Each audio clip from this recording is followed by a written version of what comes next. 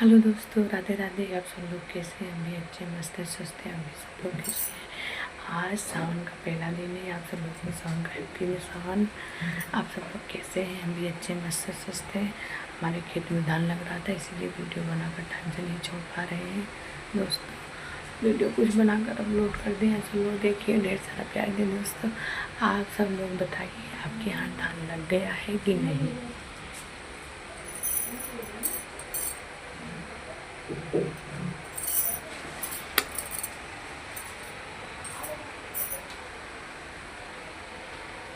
कैसे हो दोस्तों? आप सबको बताइए। ये मस्त है, स्वस्थ है।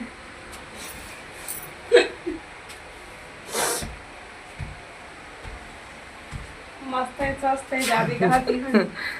बोले नहीं तो हरो जी आए। हट हटबो।